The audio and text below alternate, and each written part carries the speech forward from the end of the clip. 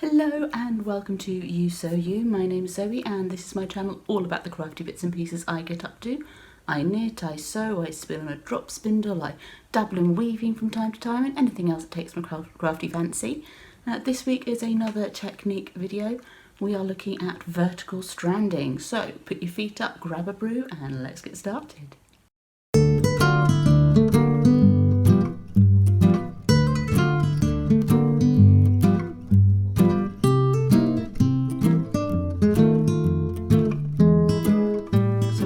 Welcome back to any returning viewers, and to any new viewers a very warm welcome to you. As I said in the intro to this video, today we are looking at vertical stranding. So this is a type of colourwork that will allow you to make lines running all the way down your project in as many different contrast colours as you wish, but it won't be carrying floats side to side around the knitting as you go.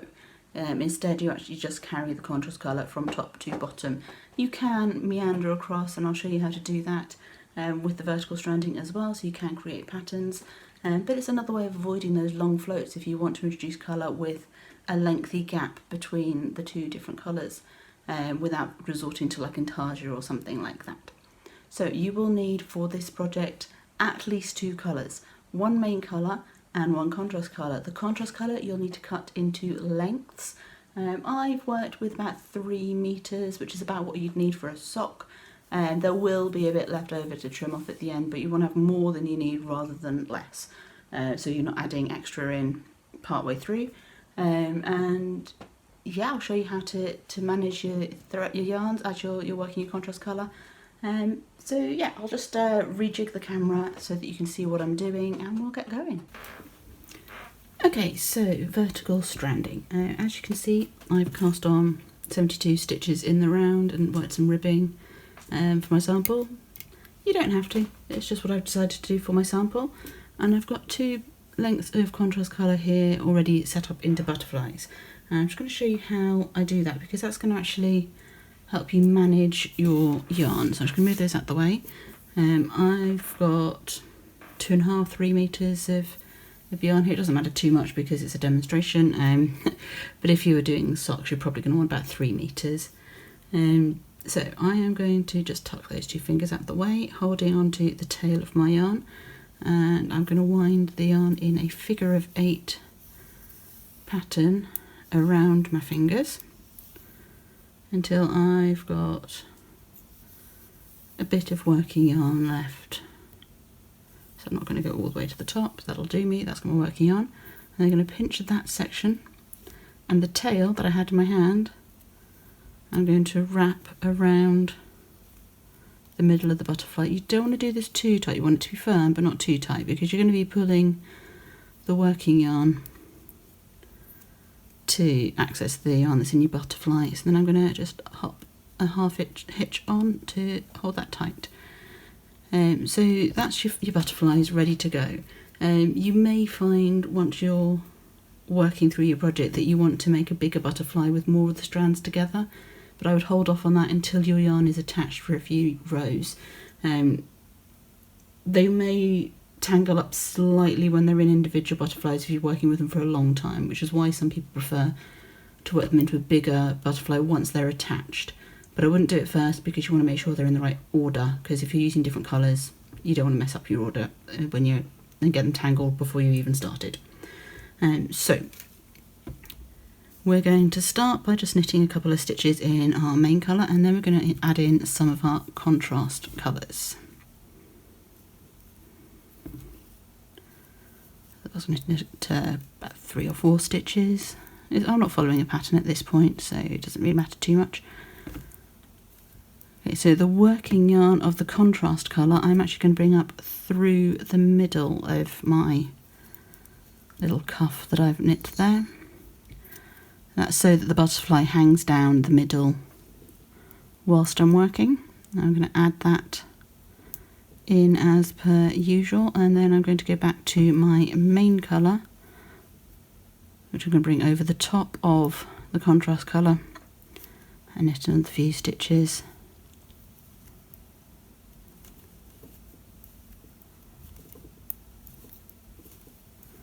Then I'm going to add in another strand of the contrast colour. So again, I'm bringing my working yarn up through the middle of my cuff, leaving enough to weave in later. And obviously if you prefer to weave in as you work, you can do, but you are still going to need a bit of a tail where you've joined your yarn. A few more stitches in the main colour, and we'll add in our third contrast strand. So again, up through the middle.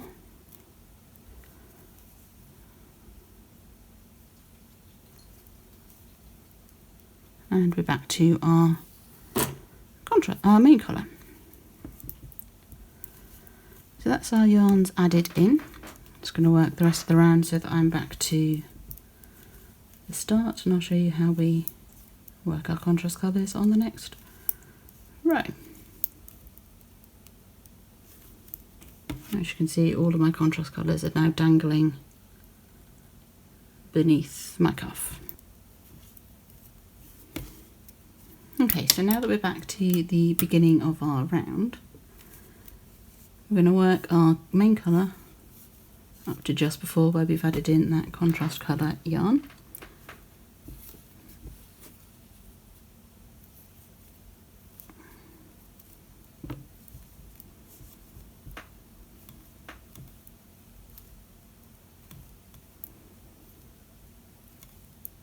Then we're going to mark our contrast colour yarn. I'm going to just weave in the ends as I go, so I'm just going to pick up both the tail and the main. I'll do that for a couple of rows just to secure it in.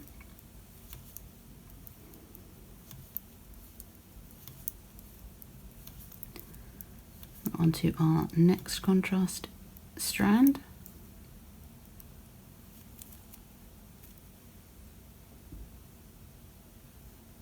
You will obviously notice if you are weaving in your ends as you go like this, the line of stitches, the column of stitches for your contrast colour is going to appear a bit thicker for the few stitches that you do with both the working yarn and the tail. But it does mean that you don't have to weave them in at the end, so there's that. You are likely to have a lot of ends if you're doing a project with vertical stranding, because you're obviously working with lengths of yarn rather than a whole skein or a whole mini. So yeah, you'll have an end for wherever you start the vertical stranding, as well as wherever you finish it for each column of the contrast colours that you do.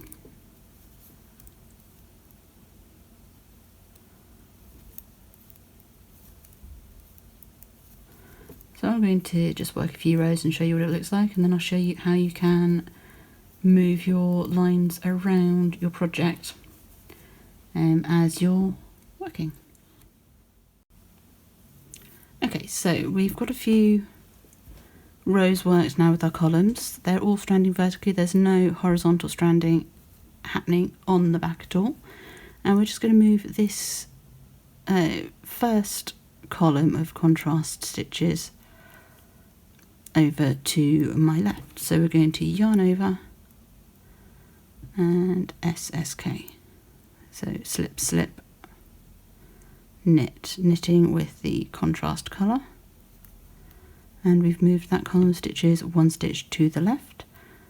We then return to our main colour, and we're going to knit to one stitch before the next column. We're going to move that one to the right.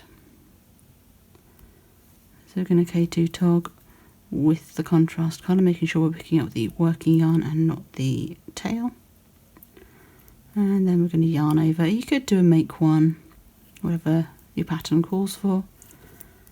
And the third column, let's just leave that one going straight.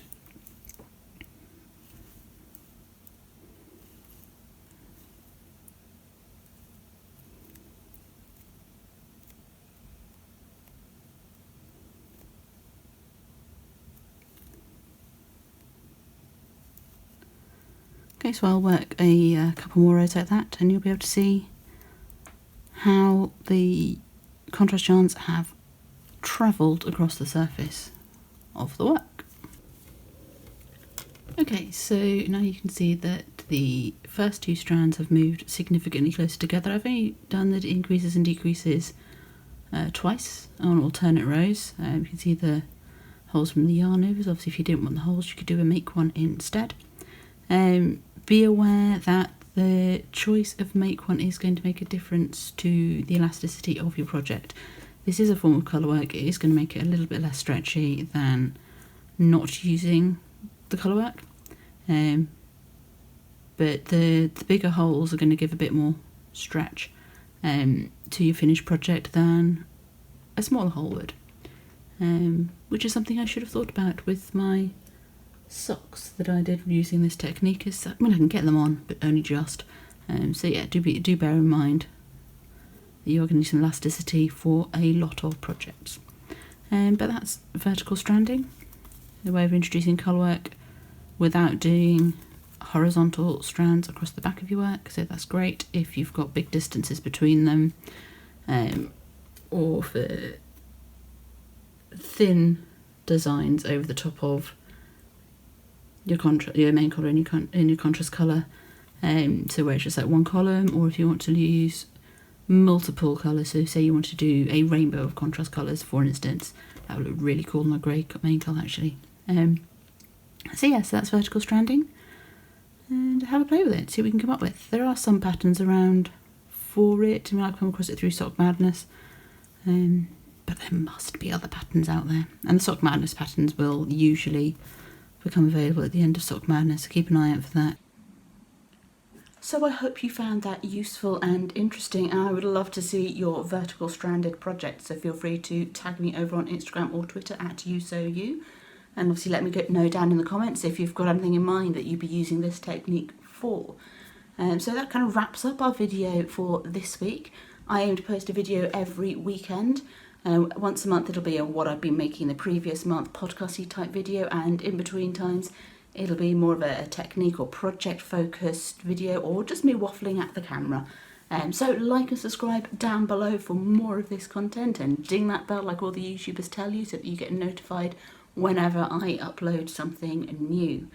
So enjoy your vertical stranding, and until next time, happy crafting. Bye bye for now.